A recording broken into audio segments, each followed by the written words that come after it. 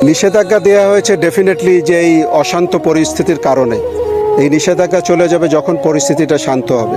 আর আমি খুবই আশাবাদী, কারণ আমরা সারা বিশ্বে মানবিকতার জন্য কিন্তু আমরা বিখ্যাত।